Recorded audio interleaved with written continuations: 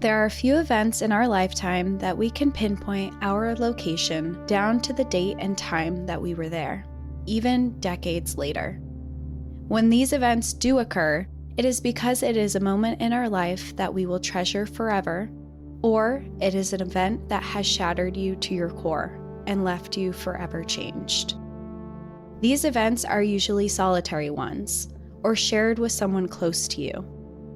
The day the love of your life proposes to you, the day you give birth to your first child, or the day you say goodbye to someone you love for the last time.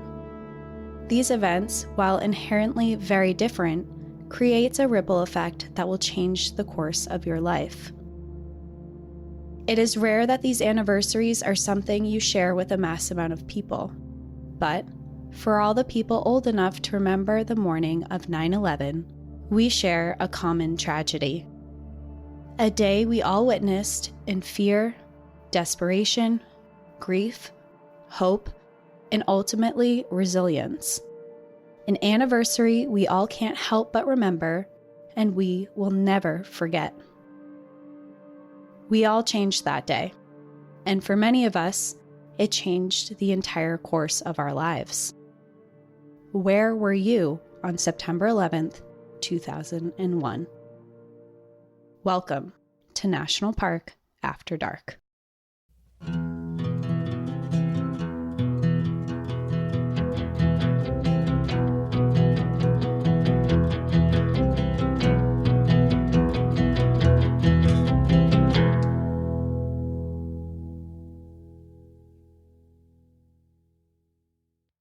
Oh boy. I'm already teary-eyed. I really am. And I got a lot going on right now, obviously, but yeah, I knew it was coming. I already knew. It's not a surprise for me, but yeah, here we are already. Yeah. And this episode is coming out, it's airing for the first time on September 11th, the anniversary of 22 years it's been. Which is wild to think about. I mean, I don't exactly remember when I found out, but I remember that day coming home from school and watching TV, like being shoved up into my parents' room and like watching TV. They're like, just watch TV. And I remember clicking through and everything was the news and I didn't really understand why. And the only thing that wasn't a news channel was SpongeBob. So I watched SpongeBob, and my stepdad works with the FAA in Boston and air traffic control, and he was gone for days. I bet. And I had no idea what was happening until obviously I was informed, and yeah, it was awful. Yeah. Well, our generation, we were kids while it all happened. And I remember where I was in my 5th grade classroom in my reading class. And one of the teachers came in the middle of the lecture and like hushed, like really like hush hush about something, and like took the teacher out. And from the expression on their face, you knew immediately something was wrong. Mm-hmm. And I remember the teacher came back in and said that something was going on and that the teachers needed to like be in the other room for a few minutes and to stay quiet and just do whatever. And then the teachers came back and they must have told us something to a degree of what had happened, because I remember right down the hallway was the music room, and right next to the music room was the bathroom. And I remember asking to get up and go to the bathroom, and I looked through a small window into the music room, and the teachers were all sitting down watching the video of the planes crash into the towers. And I remember being this little 5th grader. I mean, I was 10 years old, and looking in and watching it happen and being like, oh my God, what is going on? And then they let everyone out of school early. They called all of our parents. Our parents either picked us up or we took the school buses home. Everyone was like out of work. And like you said, every single TV screen was that, except for like, I remember it being a cartoon. I thought it was Cartoon Network, but maybe I was watching SpongeBob too. Maybe we were watching the same thing. That and like Legends of the Hidden Temple or something, you know, just like. Yeah, it was every single channel. Yep, exactly. Oh, well, I knew this was coming because I knew we did a little switcheroo. We had like our episodes planned out, and then Cassie's like, oh, I got to switch some stuff around. Mm-hmm. And so I knew that you are going to cover a story related to 9/11 And obviously, I would love, quote unquote, to hear it. Yeah. So actually, one of our listeners emailed us and was like, hey, have you thought about doing this story before? And then I thought about it and I was like, I haven't thought about doing it. But then I looked at the date that this episode was coming out, and they even wrote down book recommendations. So for today's episode, we are going to be diving into this very difficult topic because it is the 22nd anniversary. And I know that this is especially difficult because a lot of us either witnessed it, we were personally affected, we lost someone that day. So this is a very hard topic. But today we're going to be talking about the terrorist attacks that happened on September 11th, 2001. And we're going to be talking about the events that happened that day, the aftermath, and ultimately the national park site that was created in honor of some of the heroes from that day. And you read a book? I read a book, of course. So this book is titled Among the Heroes, United Flight 93 and the Passengers and Crew Who Fought Back by Jere Longman. And it's on the New York Times bestseller list. I have to give so much credit to this author. They are a journalist who was on the ground covering these events that day that this happened. And later they wrote a book after talking to all the family members and people involved. So he has firsthand accounts of what happened. And I did use most of the research for this episode from this book, but not all of it, because since this book was published, there's been more information that's been released and found out through investigations and things. So I used a lot of it, but I also used some other things. I watched some documentaries. I read some articles. I have links to the documentaries that I'll post that people can watch, and all my other resources if people are interested. Before we get started, I do want to say that this episode is probably going to be pretty difficult for a lot of people to listen to. And I think I just want to say that I understand how deeply impactful this is and that you might not be in the space to listen to this right now. And I totally get that this is a hard day. But I do think that this is a really important story to tell too. And I think a big reason for that is we're 22 years later. A lot of people, and I feel like I'm aging myself when I say this, but a lot of people don't remember this day anymore. This is a day that's going back and getting lost to history and time. And it's because when you're talking to someone who's 20, 21, 22, they were not born or they were babies when this happened. And that doesn't mean they weren't affected. I mean, a lot of people lost parents at very young ages and things like that. But there is this generation that's growing up now that wasn't there that day watching this on the TV, wasn't seeing the smoke in the sky, and didn't know. So I think that it's important to keep these stories alive. And specifically this story, I think it's important to keep the memories of the people who were there that day alive. I agree.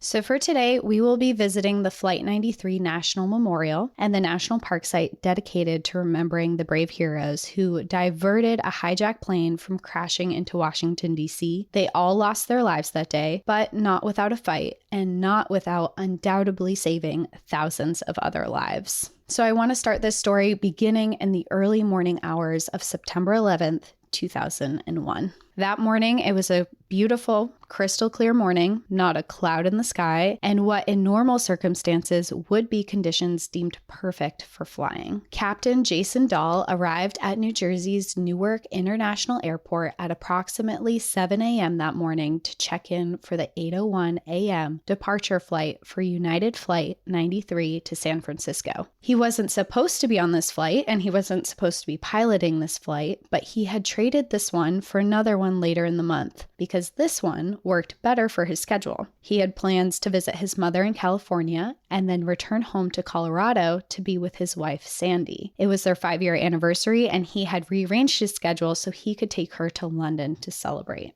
Captain Jason Dahl had extensive experience graduating with a degree in aeronautics operations in 1980. He had trained and evaluated new pilots and had been flying for United for over 16 years. He always flew with a small box of rocks that his son Matthew had given him several years before, and it had served as a good luck charm for him in the air. That morning was like most others. He signed onto a computer to verify his schedule and checked to see if there had been any flight changes, and he noted that there had not.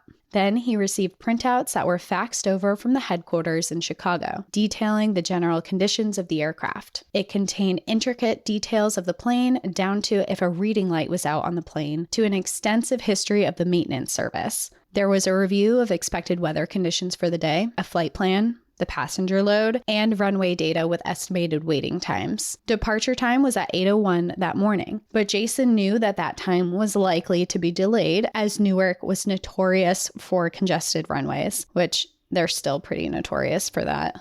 Have you flown out of Newark before? Yes. It's not like, often.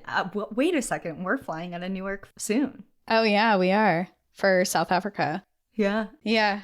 I've had layovers there often, I think, just coming back to Boston. And I've had layovers leaving Boston and coming back. And I'd say like 6 out of 10 times my flight's delayed out of Newark. Yeah. No shade, Newark, but if you have a short layover, it's great. And from the airport, you can see I've been there at sunrise, and I think it was sunrise or sunset, one or the other, but there's a really beautiful view of the New York City skyline from Newark International Airport. But anyway, he signed the release for the plane, and next to his name, he wrote down C3, which indicated that he had the highest qualifications that United offers for pilots, and he was certified to perform landings in as little as 300 feet of visibility. After that, he met with Leroy Homer Jr., who was the first officer on Flight 93. And the first officer on the flight is the second commercial airline pilot in command, who is the person to help navigate and operate the flight alongside the captain. He would be sitting in the right seat and would be second in command, while Jason would be in the left seat as the pilot in command. They had never flown together before, but they were both very experienced and passionate about their jobs. They pre-boarded the flight, and Jason and Leroy did their pre-flight checklist, making sure the plane was sound to fly that day. And everything checked out. This jet started with United in 1996 and was a 757-200. This jet had the ability to fly up to 600 miles per hour and was known to pilots as being comfortable and reliable, with a fuel capacity of 11,500 gallons, which meant it could fly just under 4,000 miles or 6,400 kilometers before it would need refuel. It had 2 engines and was built with 34 rows of seats. It seated 24 passengers in first class and 158 passengers in coach. But the capacity to fit this amount of people into an aircraft this size was a stretch. There were 3 seats on either side of the aisle in coach and 1 narrow aisle in between them. And I think it's important just to describe the plane so everyone gets a visual of where these people were. This plane was also equipped with GTE airphones, which were an in-flight payphone that has since been discontinued from aircrafts. But airphones allowed passengers to make phone calls to people on the ground in flight. And these phones were often expensive. Calls typically cost about $3.99 per call, but they were also $4.99 per minute. On this 757, airphones were located in each center seat of every row, and they were also located on one armrest of every seat inside of first class. The bathrooms were located inside the rear of the plane. Before the flight, Jason also met with the flight attendant in charge, Deborah Welsh. There would be 5 flight attendants in total on this flight, but for security reasons, Deborah would be the only one in charge and was supposed to be the only one with access to the cockpit. She was not scheduled for this trip, but she had also made a last-minute switch to her flight with another flight attendant. With Jason, they discussed a secret knock that she would do in order to be allowed in, and this was standard practice. And although the cockpit door would remain locked throughout the flight, it was designed to be able to be knocked down in the event of an emergency. The door could withstand no more than 150 pounds of pressure, and it was designed in this way in case of an emergency where either the pilot needed to break out of the cockpit or passengers needed to break in to escape through a window. They also had another system in play pre-9/11 that there was a key for the cockpit door that was located in a small cabinet almost right next to the cockpit. So if anyone knew that that was there, they could easily just open that door and unlock the cockpit door. Before the day of 9/11, crews were trained to be compliant in the event of a hijacking. They were taught to cooperate the best that they could, to protect themselves, stay calm, and be non-threatening. The flight attendant's job would be to deter aggression, control other passengers, use friendly and non-threatening conversation, and even to provide food and non-alcoholic beverages if they were allowed to. The crew on the plane was supposed to allow the flight to be rerouted to wherever the hijackers wanted to go. And this was under the impression that if someone was to hijack a plane, it was because they wanted to take it to another country or they wanted to go somewhere. But this training and rules implemented on the crew were fatally inadequate. And when they were created, people had not anticipated that planes would be used as weapons for suicide terrorist attacks. Newark International Airport was busy that Tuesday morning, but things were running smoothly, and United Flight 93 was scheduled to be an almost empty flight. All in all, there would be 44 people aboard, including the flight personnel. 4 of those people would be hijackers. Before the passengers boarded, Cece Lyles, a flight attendant, called her husband, which she had already done several times that morning, which was pretty usual when she traveled. She called to tell him that United 93 was a light load, and she said, quote, "I've got an easy day." Boarding the flight went off without a hitch. Lorraine Bay and Wanda Green stood inside the doorway at row 8 and greeted the passengers with a smile and directions to their seat as they boarded. Lorraine was 58 and had seniority over many of the other flight attendants for the years that she had put in. At this stage in her life, she was working because she loved flying, not because she needed to be there. She almost didn't get on the flight that morning. She woke up with a stomachache and a sore back and debated calling out, but after discussing the idea with her husband, she ultimately decided to go in. She kissed him and said, "See you tomorrow," before leaving that morning. Wanda had been working for United since 1973 and had plans to retire in 2 years. She had just celebrated her 49th birthday in August. When she retired, she wanted to switch to a career in real estate full-time. She didn't want to be on that flight at all that day. A week prior, she had been on a plane that experienced engine trouble, and they had to make an emergency landing. The whole experience had shaken her up, and she was feeling anxious about flying on September 11th. She felt that that flight might have been a warning for her, and that her time for flying was over. She thought you could only take so much safety precaution when flying. But still, she got up that morning and went to be a flight attendant on United Flight 93. While first class could hold up to 24 people that day, more than half of the seats were empty with only 10 passengers seated in first class. 4 of those seats included the hijackers. Zayed Jarrah sat in 1B, the first row aisle closest to the cockpit.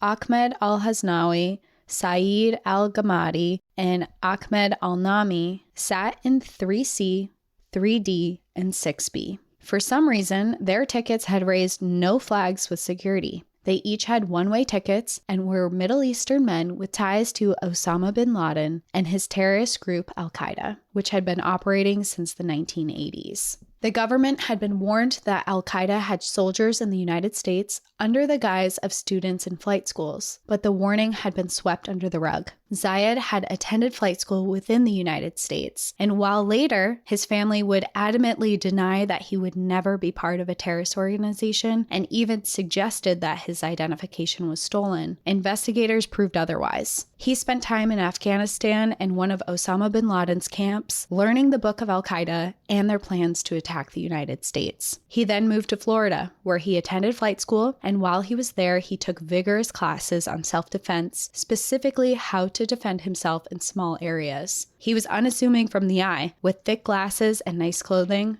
but he had been training for years for September 11th, and he had trained and been friends with the hijackers on the other planes. As expected, the flight was delayed by almost an hour. This was normal and mostly due to congestion on the runway. The plane didn't depart until 8:42 a.m., and everything went smoothly. Unbeknownst to the flight crew and passengers on board, just 4 minutes after they took off at 8:46 a.m., American Airlines Flight 11, which had been hijacked from Boston Logan International Airport, crashed into the South Tower at the World Trade Center at 500 miles per hour. If they had only been a minute or two later, they would have seen it happen from the air. Or if they had waited a couple minutes longer, all flights would have been stopped from flying.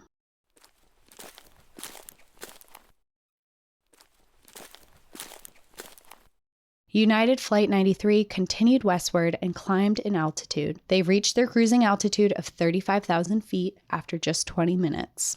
All was going smoothly in the air on United Flight 93, but on the ground, there was a frenzy. Every news station was covering the collision of the flight into the tower. Smoke was filling the air, and people were speculating on what had happened. Had the plane lost control and hit the towers? Was it intentional? The crash had killed every person in the plane instantly and trapped everyone in the building who were above the 91st floor. Then, just 17 minutes after the first plane crashed into the Twin Tower, on live television, the world watched as American Airlines Flight 175, another plane for Boston, crash into the South Tower of the World Trade Center. In that moment, the country began to realize that this was no accident, and we were under attack.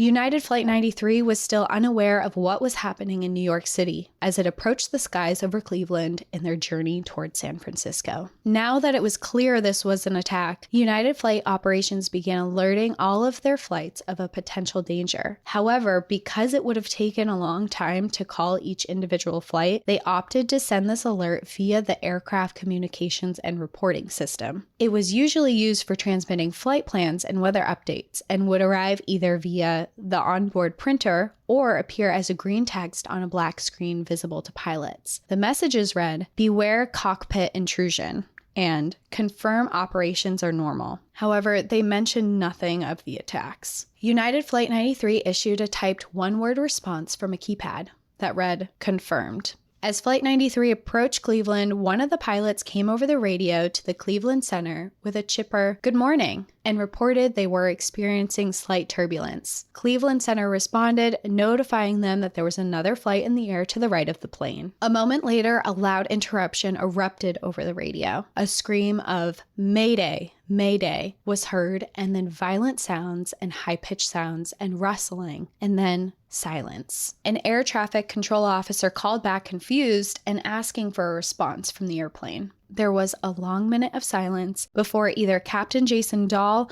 or First Officer Leroy Homer Jr. was able to press a button on the audio panel. More screaming was heard. An American voice was heard yelling, "Get out of here." They heard this person say it over and over again, with more scuffles and yelling in the background. The air traffic controller called back over the radio asking for Flight 93 to identify themselves, but it was silent. No response came back. The person then reached out to other United flights in the airspace to confirm if they had heard the disturbance as well, and they all had. It was 9:32 a.m. when the next transmission came over the radio. One of the hijackers believed he was speaking to the passengers, but instead he was broadcasting over the air traffic control frequency. The hijacker, believed to be Jere, was heard saying, "Ladies and gentlemen, it's the captain. Please sit down, keep remaining sitting. We have a bomb on board."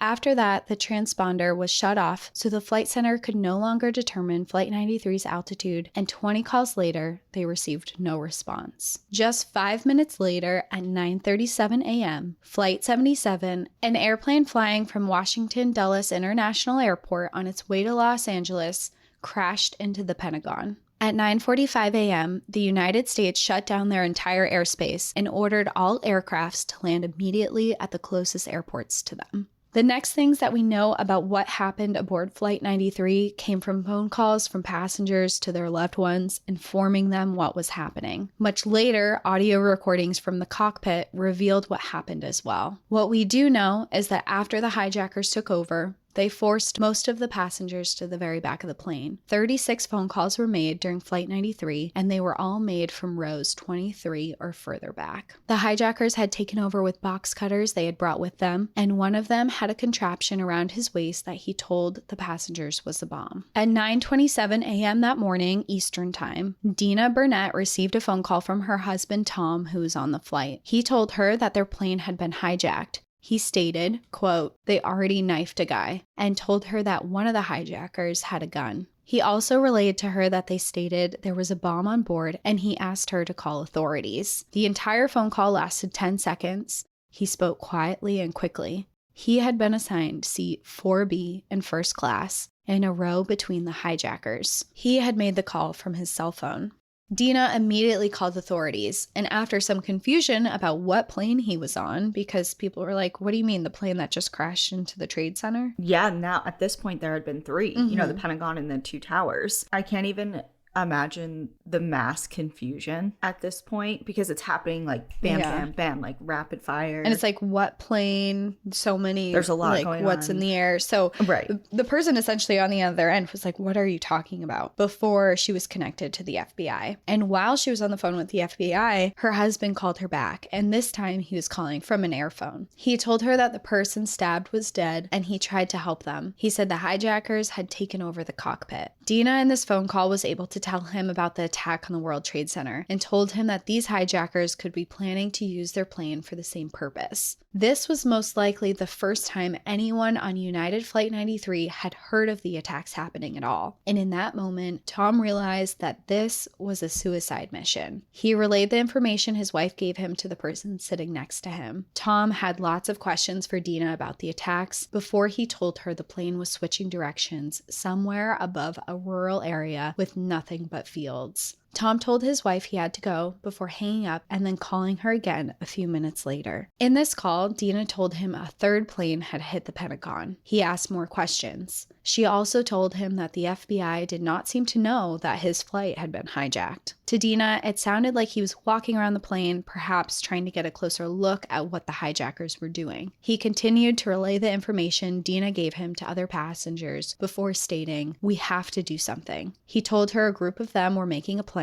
and he would call her back. The hijackers that day most likely chose United Flight 93 because it had less passengers on the plane and it would be easier to take over. They had been exploring and flying routes to choose from before this flight, and they had been planning this for years. While the other 3 planes had 5 hijackers, United Flight 93 had 4. While these hijackers most likely thought less passengers meant more compliance from them, for this aircraft, they would be wrong. They weren't counting on that the 37 passengers that day would be made up of extremely strong, willful, and intelligent people. On this plane, there were retired military personnel, pilots, air traffic controllers, competitive athletes, nurses, law enforcement officers, and parents who would do anything to return home to their families. One passenger on board was Richard J. Guadagno, a federally trained law enforcement officer who had worked for the U.S. Fish and Wildlife Service for over 17 years. He was working at Humboldt Bay National Wildlife Refuge in Northern California. He had been in New Jersey celebrating his grandmother's 100th birthday. At 9:53 a.m. Eastern Time, Linda Grenland called her sister from an airphone and left her a message. At first, she sounded angry. Then she sounded like she had given up. In the message, she detailed where her will was and told her how much she loved her. She asked her to tell her parents how much she loved them as well. She ended her voicemail by saying, "I'm really going to miss you," before she said goodbye.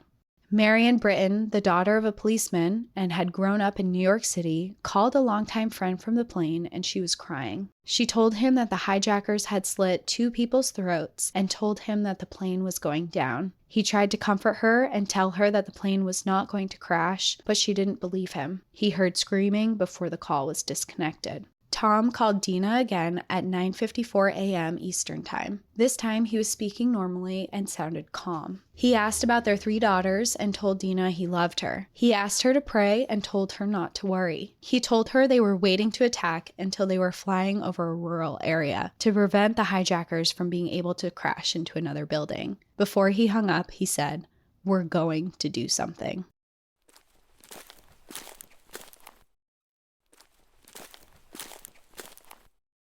I just have to ask really quick because I just need clarification, because before we got on the call, we were kind of talking a little bit about the different flights and what we remember and what we don't and all of that. And I vividly remember the gentleman that his last words were, "Let's roll." Mm-hmm. Is this him? No, so that's Todd Beamer, who I also have his phone call on here as well. But are they on the same They're on the flight? same flight. Okay. Yeah. I'm just trying to get everything straight in my mind, but okay. Yeah, Todd Beamer, he has gone down famously in 9/11 history as saying "let's roll" before they went out and did things, and it has since become a saying that's happened in the military to honor him and when people have gone out for missions and things like that, but I definitely talk about him in a minute. Oh, okay, cool. I just wanted to make sure I had everything straight. Because there were calls from other flights too. Right, which is bizarre to me to think about now. Like, I think about that actually.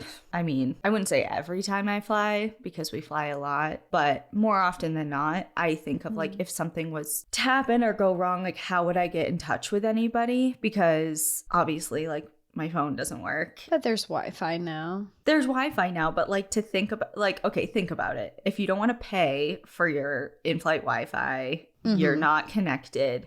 Things are happening so fast. There's no onboard phones anymore. And it would just be, you know what I mean? Like, it's just, I think about those things sometimes. And when I do reflect back on 9/11 and hear the recordings of these calls or the voicemails, you know, because they've surfaced, or at least some of them have, and to hear that they got into or attempted to get in touch with someone, I think about that a lot. Like, what would I do in a situation like that? And how would I do that? But you said these airplanes or aircraft were fashioned, at least with some, maybe not in every seat, but they had airphones, but also some of these people did call from their cell phones. And I think some of that was because a lot of these hijacked planes were flying at way lower altitudes than they were supposed to. So I think that that's why a lot of these cell phones were working, is because they weren't flying at 35,000 feet anymore. I mean, some of these were very low to the ground when these phone calls were made. Right. Okay.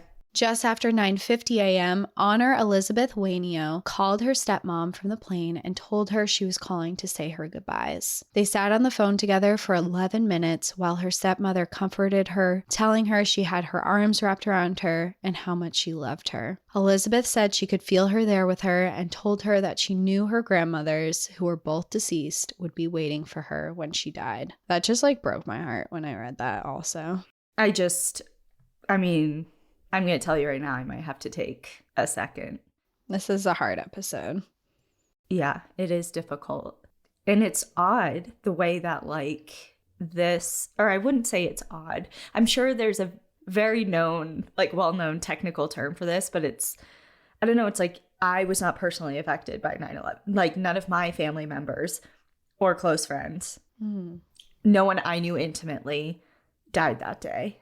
But it's like this like national collective grief that we have over an event like this that is just, and obviously like when you're going through active grief of your own, anything like this is like especially, and I hate using the word triggering, but it is because you're so like anything can crack your tiny veneer of having it together. And I feel like this is doing that. And it's just hard, especially having the documentation of people realizing what's about to happen to them and trying to communicate their last words and wishes and farewells to their loved ones. It's just awful. It's awful. Yeah, it's so awful. And I think what's important about these stories and to hear these and to remember them is because these people were real and they were real people that were affected. And I think as time goes by, it's not that we forget that, but people get desensitized to it. But I think at the same time, 9/11 is one of those things where we can never be desensitized to it because we weren't there. Maybe we didn't know a specific person, but I've known people who have gone into the military because of this incident. You know, I've known people who were first responders that day. And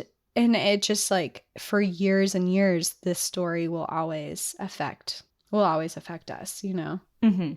Elizabeth was calm to her stepmother, and it seemed to her stepmom that she was already preparing to leave her body. And then Elizabeth said, "They're getting ready to break into the cockpit. I have to go. I love you. Goodbye." It was just past 10 a.m. At 9:45, Todd Beamer didn't call his family.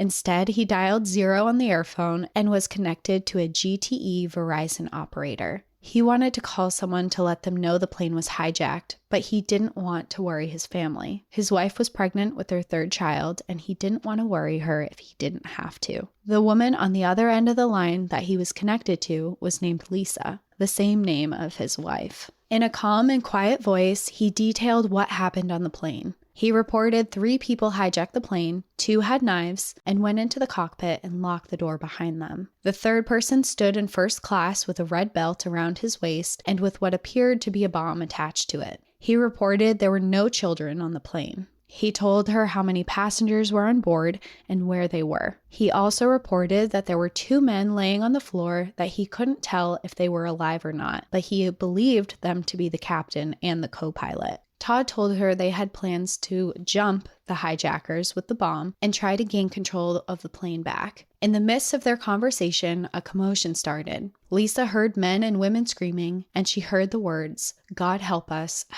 Jesus." She then heard Todd speaking to someone else on the plane. She heard him say, "You ready? Okay, let's roll." And the call was disconnected.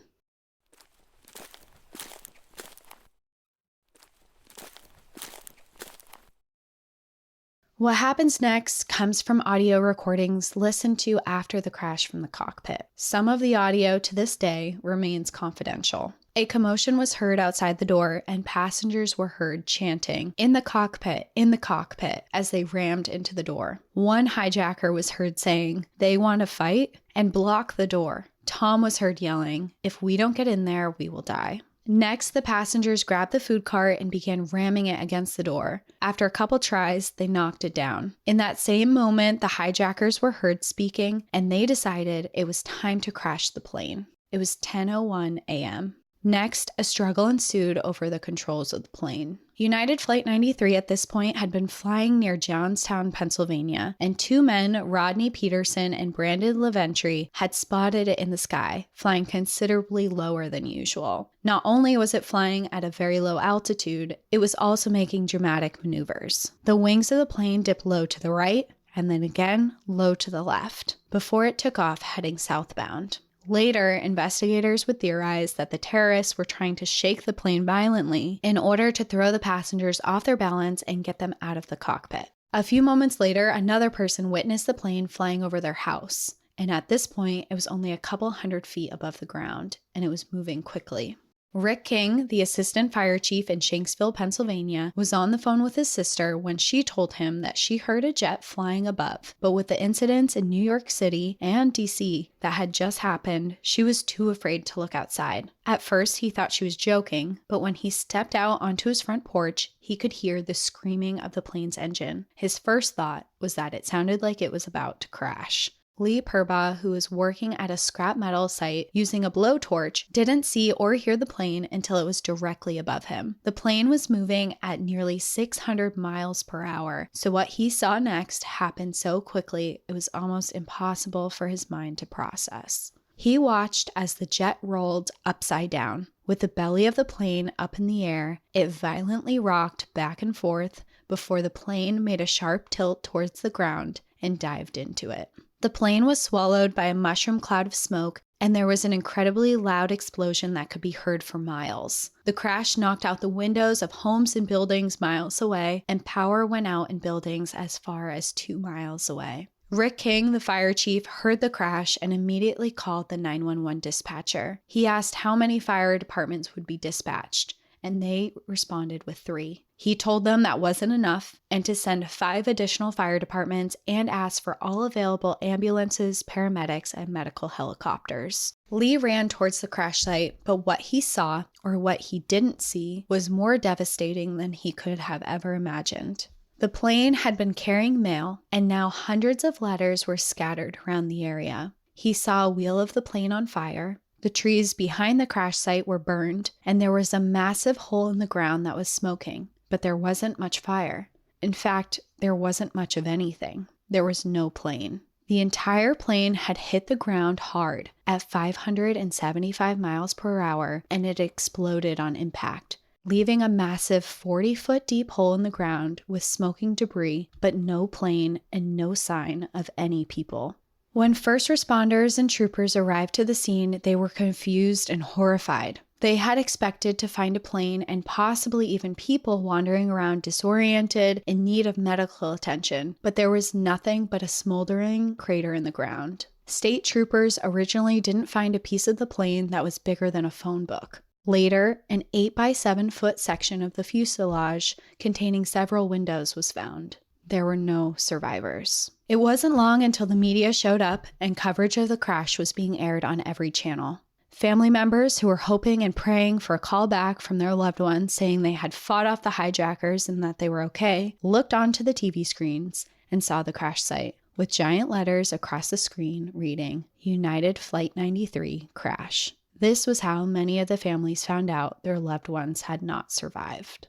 When United Flight 93 crashed, it was only 18 minutes from the hijackers' final destination, which investigators later discovered was the Capitol building in D.C. That day, there were over 5,000 people working inside, and without a doubt, if the hijackers had made it there, there would have been thousands of more deaths. Of the 4 hijacked planes that day, Flight 93 was the only one that didn't make it to the terrorist destination, and it was the only plane that fought back. Because Flight 93 was delayed by over 40 minutes that morning, it allowed the passengers to get information that none of the other planes had the chance to. And that was that they found out what the hijackers' mission was before they were able to carry it out, because of the phone calls they were able to make out to their families. Military operations were not given permission to intervene with planes until 39 minutes after Flight 93 crashed, which would have been 11 minutes too late for when they were scheduled to crash into the Capitol. It is without a doubt that thousands of lives were saved that day because of the passengers on Flight 93.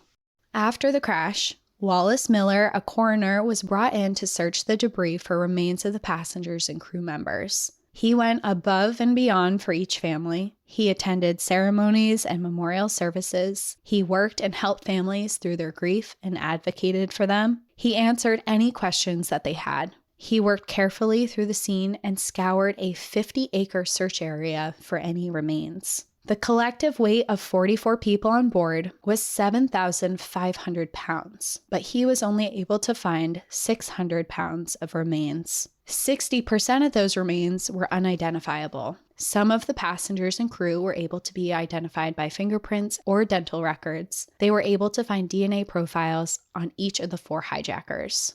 A temporary memorial was created at the crash site that was closed to the public and was strictly for victims' family members. The crash site was surrounded by a 40-foot chain-link fence. Shortly after the 1-year anniversary of the crash, President George W. Bush signed legislation to create a national memorial at the crash site to commemorate the 40 passengers and crew members aboard the flight. The bill specifically included the 4 hijackers from being memorialized. Along with the National Park Service, a nonprofit organization called the Families of Flight 93 designed and raised funds for the memorial. The Flight 93 National Memorial is located at the crash site in the rural area of Stony Creek Township, Pennsylvania. The memorial leaves a view of the crash site and a wall of granite slabs that have been put up, and with each slab is a name of a person on the flight. There are information signs and photographs of each person. In 2017, a 93-foot tall tower named the Tower of Voices was built in the passengers and crew's honor. The tower contains 40 wind chimes, one for each person who died. The project for this tower was finished in 2020. In 2018, a private ceremony was held at the memorial site when all the recovered wreckage was brought back to the crash site. The remains of the 757 was buried at the crash site with the first responders to the crash, as well as the families of the passengers and crew in attendance. And for this episode, I wanted to just end it. I mean, there's a lot more information that goes into the aftermath and what happened, but I just wanted to end this episode by saying the names of everyone who was on board the United Flight 93 that day. Christian Adams, Lorraine Bay, Todd Beamer, Alan Bevan, Mark Bingham, Deora Boldley, Sarah Bradshaw, Marianne Britton, Thomas Burnett, William Joseph Cashman, Georgine Rose Corrigan, Patricia Cushing, Jason M. Dahl, Joseph DeLuca, Patrick Joseph Driscoll, Edward Porter Felt, Jane C. Folger, Colleen L. Frazier, Andrew Garcia, Jeremy Logan Glick, Kristen Osterholm White Gould, Lauren Grancolas, Donald Green, Wanda Green, Linda Gronland, Richard J. Guadagno, Leroy Homer, Toshia Huge, Cece Ross Lyles, Hilda Marson, Waleska Martinez, Nicole Carroll Miller, Louis Nackey II, Donald Arthur Peterson, Jean Hoadley Peterson,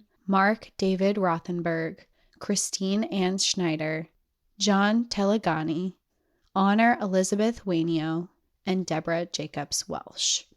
I don't even know what to say. I really don't. It's just an awful day in history that still feels really fresh. And reading the names is like, I mean, I just like looked down and kind of had a moment of silent, Yeah. silence for them and their families and all that. Yeah. In my notes, I have a picture of them and next to all of their names too. And it's heartbreaking. And this is just one story of that day.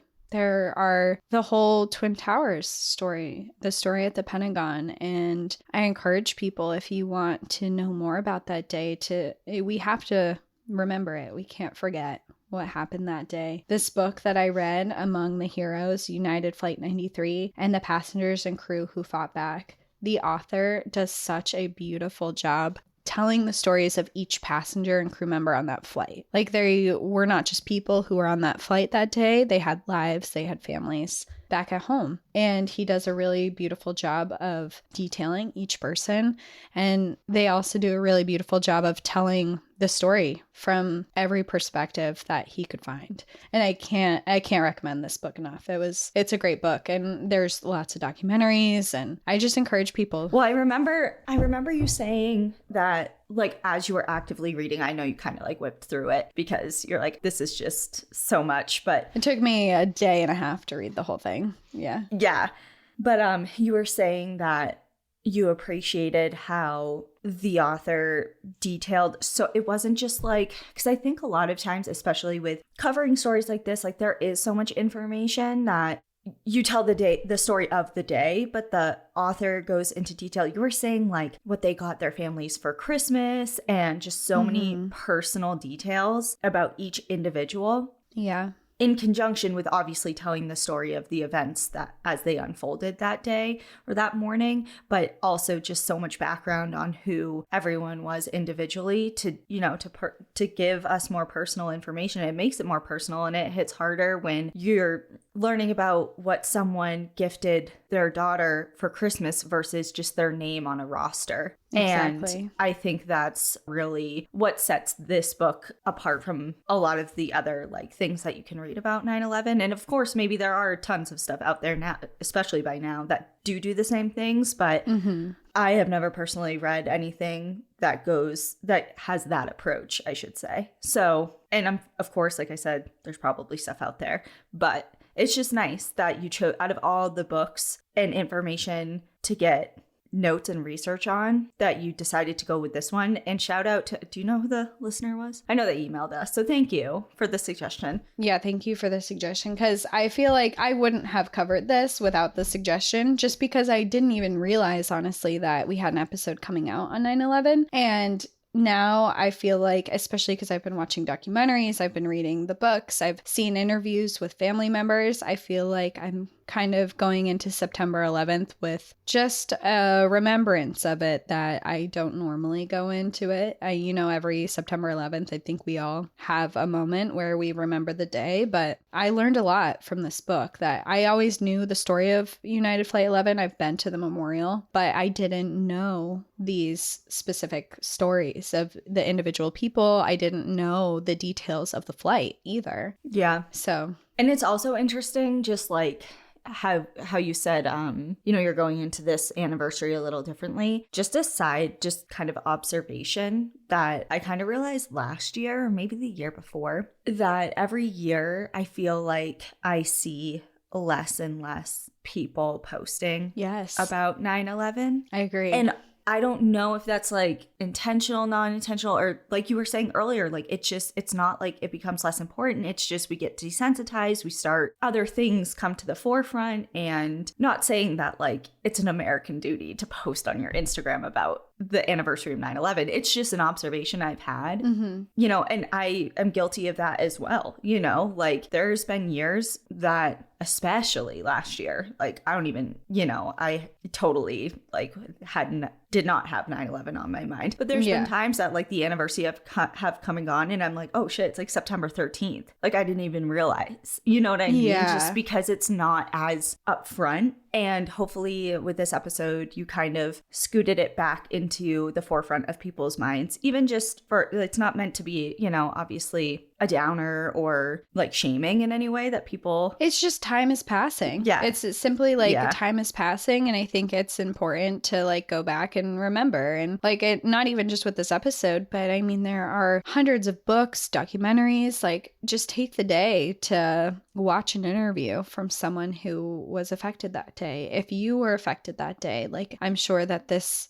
is something where you were already thinking about it. And there's people who are still day to day who are living without the person they lost from that day. And there are people who are affected all the time. I mean, we say this happened in 2001 and it was 22 years ago, but the amount of people who have been affected for years since is so astronomically higher than what we even know. Because we say there were just under 3,000 people who died during the World Trade Center and the whole 9/11, but first responders got cancer and got diseases from being at the Twin Towers that day. People suffered post-traumatic stress. Some people didn't make it out alive from it. You know, people have been living their lives without parents, especially we talk about some of these people on the flight were expecting a child. Some of these people never met their parents and have lived their whole lives without ever meeting them. So even though this was 22 years ago, the effects of it are felt every day in the lives of a lot of Americans. So I think it's just important to recognize these stories and to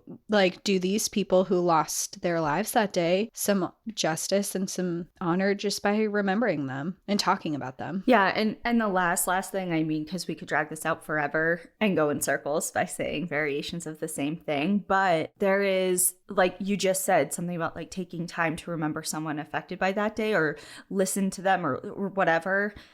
There is a podcast called Dead Talks, and the host, his name is David Ferruccio, and his father was killed on 9/11. He was in Tower 1, and his whole podcast, I'll just read his synopsis. It says, Dead Talks podcast shatters the don't talk about death taboo by normalizing grief, loss, and death perspective by conversation. And he talks very openly about the loss of his father on 9/11 and how it has kind of catapulted him into this space of talking about grief and death. And he has a really interesting podcast with a lot of interesting guests. And I would definitely recommend it if that's something that you're looking to listen to today or at some point when you're ready for it. And that's it. I love that recommendation. And I think this goes without saying, but our hearts go out to everyone who was affected, lost someone that day. And we're thinking about you all. And we're actively, like today, we're going to take our own time to remember 9/11. And wherever you are, like we're thinking about you too. Well said. Well, I guess we'll see everyone next week. Yeah, we'll have something a little more upbeat next week. Actually, wait. Well, yes. Next week is very upbeat. Let's just bring the vibe up for a second. We can't end this on a somber note. I mean, I guess we could, but. Yeah, we could, but let's try not to, just very, very briefly. So we do have an episode coming out on Thursday.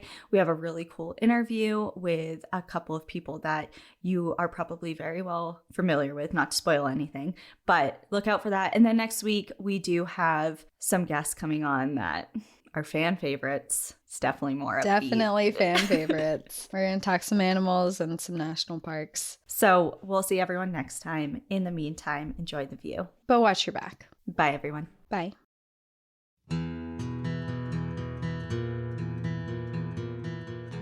Thank you so much for joining us again this week. If you have a trail tale or story suggestion, send us an email at stories@npadpodcast.com. Follow us on Instagram and Facebook at National Park After Dark and on Twitter at NPAD Podcast. Join our Outsiders Only community on Patreon or Apple subscriptions to listen ad-free, unlock monthly bonus episodes, and exclusive content. And remember, when you support our sponsors, you are supporting our show. For our exclusive discount codes and source information from today's episode, check out the show notes. For more information on our show, our book recommendations, merch updates, and more, visit our website at npadpodcast.com. And please rate, review, and subscribe from wherever you listen to podcasts.